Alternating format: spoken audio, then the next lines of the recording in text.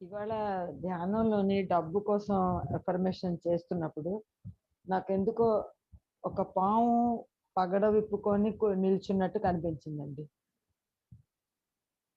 ఒక పాము డబ్బు పెట్టుకొని కనిపించింది. చేసినప్పుడు అది డబ్బు పెట్టుకొని చేసినప్పుడు డబ్బు ఖాళీగా పెట్టుకొని చేసినారు. నేను నేను డబ్బు పెట్టుకొని చేయలేదు. నేను చేయి పెట్టుకొని మామూలుగా చేశాను. లాస్ట్‌కి కొంచెం నోట్ పట్టుకున్నాను.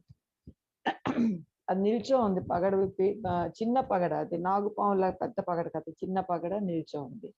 నాకు సడన్‌లీ గుర్తు కూడా అప్పుడేంటంటే ఇమ్మీడియేట్‌లీ ఫ్లాష్ అయింది. పల్లెటూరులో మా ఇంట్లోని పాములు ఎక్కువ వచ్చేవి. నాగుపాములు బాగా వచ్చేవి. నా చిన్నప్పుడు. స్కూల్ స్టేజ్‌లోని. మా నాన్నగారు నాగుపాము కనిపిస్తే చంపేవారు. కొట్టి చంపేవారు. నడుము మీద కొట్టేవారు. కొట్టిన తర్వాత అది పాపం కష్టపడుతుండేది. కొంతసేపు చూసిన తర్వాత చంపేసి చందనం కర్రలో ఏవో వేసి అవి కాల్చేసేవారు. సో నాన్నగారు లాస్ట్‌కి ఆ నడుము నొప్పితోనే పోయారు. యాక్సిడెంట్‌లో నడుముది బ్యాక్ బోన్‌లో రిబ్ బోన్స్ క్రష్ అయ్యాయి. అయినా బయట తొక్కేసేవారు. లాస్ట్ డెత్ బెడ్ మీద కూడా సాయిరామ్, సాయిరామ్ అంటుండారు. ఆ ఆహ్, నడుము నొప్పనే ప్రాణం పోయిందన్నమాట. సో, నాకు సడెన్‌గా అది గుర్తుకొచ్చింది. ఆ తర్వాత మేము ఇంట్లోని తమ్ముళ్ళు గాని ఎవరు పాములు చంపడం అది లేదు. అంటే ఇవి ఎందుకొస్తాయో తెలీదు. తర్వాత మా బ్రదర్ కూడా ఒక అబ్బాయి పాములు చంపేవాడు కాదు గానీ, మా ఈ ద ద బ్రదర్స్‌కి అలవాటు. అంటే బ్రతికున్న పాముని నాగుపాముని పట్టేసి బయటకి తీసుకొని వదిలేసేవారు. ఈ డేర్ డెవిల్ క్వాలిటీస్ ఉండేవి. అయితే స్టేట్ బ్యాంక్‌లో పనిచేస్తున్నప్పుడు వాళ్ళ కొలీగ్ ఇంట్లో ఎవరింట్లో దూరిపోయింది పాము అని చెప్తే, వీడిని జబర్దస్తి పిలిచారు కార్తీక మాసం లాస్ట్ సోమవారం. వెళ్ళను అని చెప్పాడు. లాస్ట్‌కి కొంచెం అలా రూమ్‌లో దూరిపోయిందంటే వెళ్ళాడు. ఒక ఊరు నుంచి ఇంకో ఊరు. పట్టి తీసుకెళ్ళి వదిలేసాడు. వాడికి చేతిలో ఎడమ చేతిలో పట్టినప్పుడు దాని ఫ్యాంగ్స్ చేతిలోని గుచ్చుకున్నాయి. అక్కడి నుంచి ట్రీట్మెంట్ కోసం ఒక హాస్పిటల్ తిరుగుతూ ఈ పాస్డ్ అవే 42 ఇయర్స్‌లో. సడన్‌లీ అవన్నీ గుర్తుకొచ్చేసాయన్నమాట ఇవాళ. ఎందుకొచ్చింది? నాకు పాములు కల్లోకి రావడం అది ఉండదు. అట్లాగెందుకు కనిపించిందా అనుకున్నాను. అది అయిపోయిన తర్వాత ఒక విండో దగ్గర ఒక గోళంలోని ఒక పాట్‌లోని ఒక చెట్టు పింక్ కలర్ ఫ్లవర్స్ అది కనిపించింది. మొదట్లో మనం ఈ క్లాస్ మొదలుపెట్టినప్పుడు మన క్లాస్‌కి, సబ్జెక్ట్‌కి క్లాస్ పేరు అంతులేని ఆనందం, అంతులేని ప్రశాంతత అని ఉండేది. అయితే సమస్త విశ్వంలో ఈ 3 ప్రధానం: కృతజ్ఞత, క్షమాపణ, ప్రేమ.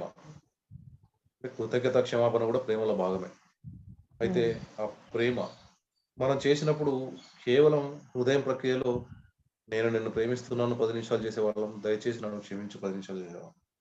అలా చేసినప్పుడు సమస్తం, అది ఆరోగ్యం కావచ్చు, డబ్బు కావచ్చు, వ్యక్తులు కావచ్చు, జంతువులు కావచ్చు, ఏదైనా సరే అన్నింటికీ ఆ పరిష్కారం జరిగిపోయింది.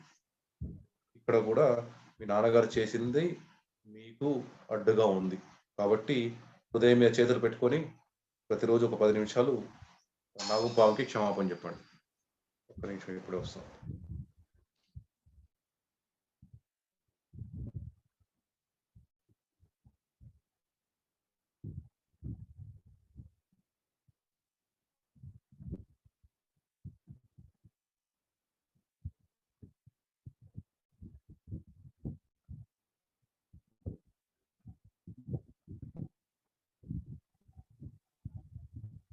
అలా చేస్తే సరిపోతుంది. మీ సమస్య పరిష్కారం అవుతుంది. అంటే మీకు డబ్బు దగ్గరికి రాకుండా ఉండడం కోసం ఒక విధంగా నాగుపాము కూడా అడ్డుగా ఉంది.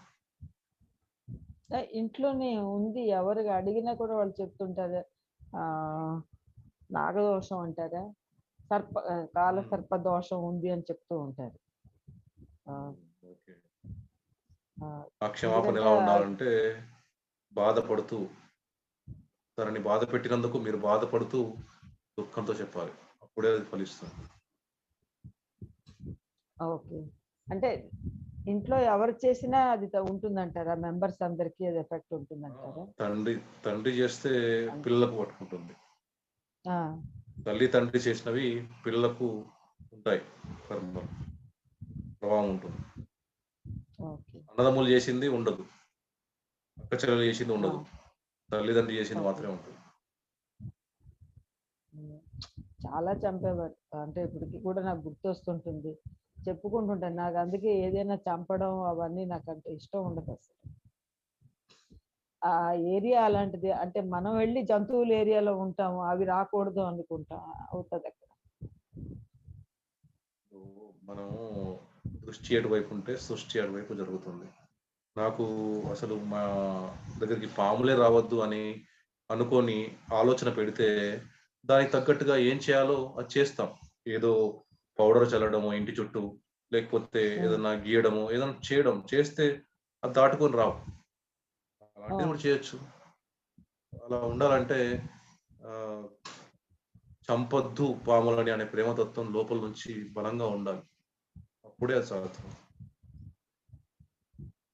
అయితే సార్. హ్మ్. అయిపోయిందా అండి? మీరు చెప్తారా ఆ ఇంకేమన్నా? పింక్ అంతేనా? తర్వాత పింక్ ఫ్లవర్స్ కనిపించాయంటే అదో దానికి ఇంటెన్షన్ ఒక పాజిటివిటీ అనా, అది హ్యాపీనెస్ అనా ఎప్పుడు? ఏంటి సార్? ఎప్పుడు? దాని తర్వాత ఆ పాము ఎప్పుడు ఏది చేస్తున్నప్పుడు కనిపించింది? ఈ తర్వాత డబ్బు పట్టుకొని అంటే చేసినప్పుడే డబ్బు. ఆ! ఇప్పుడు సమస్య అది. అది తొలగించుకుంటే మీకు వసంతం వస్తుంది అని పూలను చూపించారు. మీరిప్పుడు క్షమాపణ చేస్తే ఓకే. గనుక ఆ పూలైతే ఏదో కనిపించాయో అవి నిజంగా మీ జీవితంలోకి వస్తాయన్నమాట. అంటే డబ్బు పరంగా మీ జీవితం వికసిస్తుంది అని అర్థం. Okay sir. అదే నాకు అంటే గుర్తుపెట్టుకోండి. లాస్ట్ ఇయర్ అక్టోబర్ 7న ఒక ఫ్రాడ్‌లోని నా అంటే నా చేతి నుంచే 1,00,000 మా హస్బెండ్ చేతి నుంచి 1,00,000 వెళ్ళిపోయింది సార్. ఫ్రాడ్. 2,00,000 వెళ్ళిపోయింది. హ్మ్. ఒక్క 5 నిమిషాలు కూడా ఫ్రాడ్‌లోని.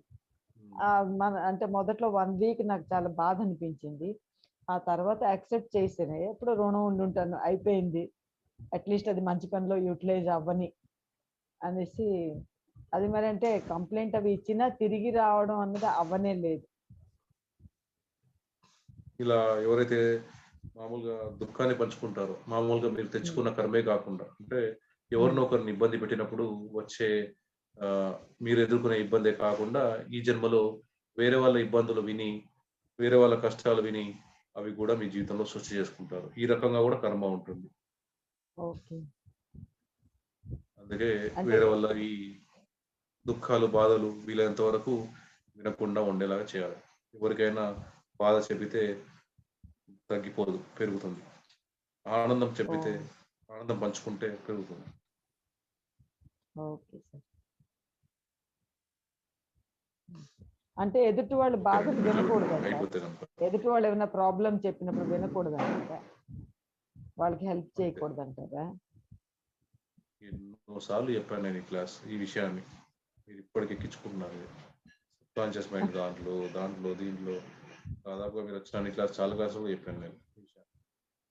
ఓకే. సరే అండి. మ్యూట్‌లో హ్మ్. పెట్టుకోండి. Okay sir. Thank you sir.